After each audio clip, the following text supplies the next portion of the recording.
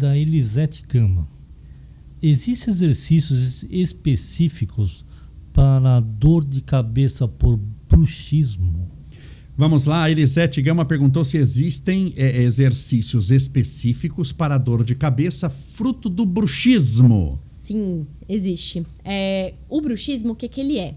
Quando a gente aperta muito essa região, então fica dormindo, não só dormindo, mas muitas vezes o pessoal usa a placa até de noite, porque fica apertando essa mandíbula, mas durante o dia acaba também tendo esse padrão. Quando a gente tensiona muito essa musculatura, a gente tensiona todo o resto. É mais ou menos igual da cervical, tá?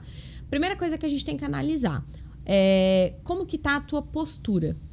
Parece louco o que eu vou dizer, mas eu já atendi uma paciente, por exemplo, que tinha uma alteração nessa região, tinha dor na mandíbula, e o tratamento dela, sabe qual que foi?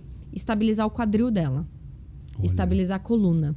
Todas essas alterações que a gente tem a nível de pelve e a nível de tronco, eles influenciam muito em todo esse recrutamento mais superior do nosso corpo. Então, muitas vezes a gente tem uma tensão exagerada nessa musculatura de face ou musculatura de cervical, porque é o único lugar que restou para compensar a falta de ativação do resto, né? Então, não existe, eu não diria, por exemplo, um exercício, faz o exercício A, B e C para o bruxismo e para melhorar essa dor de cabeça. Por quê?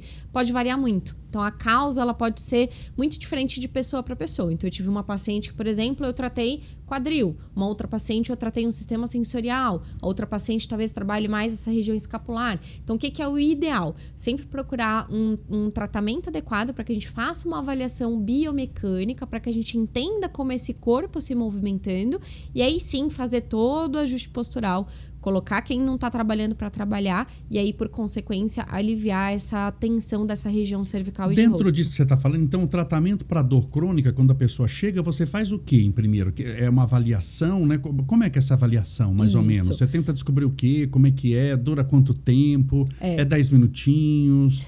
Você pergunta alguma coisa? O que você faz? Como é que é essa avaliação? Legal. A pessoa chegou lá, sentou comigo na mesa. A primeira coisa que eu preciso entender: quem é essa pessoa que está na minha frente, tá? Qual que é a dor dela e como que essa dor ela é caracterizada. Então, eu vou tentar entender, eu tenho dor no ombro, tá? Mas como que é essa dor? Em que região que é? Quando que ela aparece? Quando ela piora? O que que diminui? O que que aumenta? Então, a gente vai definindo melhor toda essa característica para conseguir entender qual é a sobrecarga, qual é o risco que está sendo mais associado. Se é uma dor mais articular, eu sei que tem uma determinada causa. Se é uma dor mais muscular, e a gente vai traçando tudo isso para entender. Então, primeiro eu preciso entender específico qual que é essa queixa, qual que é essa característica de dor. Depois eu preciso entender quem é o meu indivíduo, meu paciente, o que ele faz, qual é a rotina dele, quais são os movimentos que ele mais está exposto e tudo mais. Descobrindo tudo isso, sabendo quem é o meu indivíduo, qual é a dor real que ele tem, exata que ele tem, aí eu vou passar para uma avaliação biomecânica funcional. O que esse nome comprido quer dizer? Que eu vou botar a pessoa para fazer os movimentos que mais geram dor, ou se é aquela pessoa que tem dor para tudo, por exemplo, aqueles movimentos que mais fazem parte do dia a dia dela e da rotina dela. Então, vira e mexe, eu boto a pessoa lá para ficar em pé, para caminhar, para agachar, do jeito dela, vai lá, peso. levanta, senta. 100%. Para quê? Para que os seus olhos clínicos, você já sabe o que é, você bateu o olho e falou, opa. Porque aí, quando ela vai fazendo tudo aquilo, eu vou identificando qual é o padrão motor dela, qual é a forma que ela se movimenta. E essa forma que ela se movimenta vai me dizer quais regiões estão tendo sobrecarga. E aí a gente consegue chegar nessa queixa. Por exemplo, um exemplo bem simples, tá? Eu tô com uma dor no quadril. E dói muito quando eu fico em pé e quando eu caminho por 15 minutos. Legal, então eu vou ver ela em pé e vou ver ela caminhando. Aí eu vejo que quando ela tá em pé, ela dá uma jogadinha do quadril pro lado. Aí você já, opa, então eu sei que quando ela joga esse quadril pro lado, ela tá com mais peso naquela perna e ela deixa a posição do corpo numa posição que aumenta a impactação do fêmur com o osso da pelve. Então eu já sei que ali é um ponto de sobrecarga.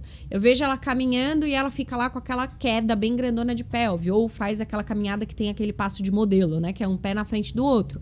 Então eu sei que esse posicionamento é uma mecânica que favorece para a impactação dessa região, para sobrecarga de determinados músculos que podem estar afetando. Então, a gente vai sempre com esse olhar para entender qual é a causa daquela queixa. Descobrindo tudo isso, a gente faz isso em uma avaliação que dura mais ou menos uns 60 minutos.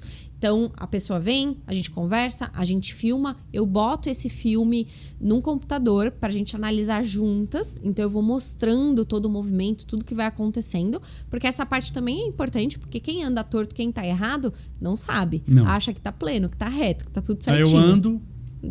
Tô bem, né? Então, a hora que vê o vídeo e percebe essa diferença, é super importante pro tratamento. Fizemos tudo isso, aí a gente vai entender. A gente já sabe, chegou na causa, agora a gente precisa entender por que aquilo tá acontecendo, né? Então, a gente faz alguns exercícios e alguns testes para descobrir por que aquelas alterações biomecânicas que a gente encontrou estão acontecendo. E aí a gente pode chegar numa conclusão de que é falta de ativação de um determinado músculo, de algum músculo que precisaria estar estabilizando e não está.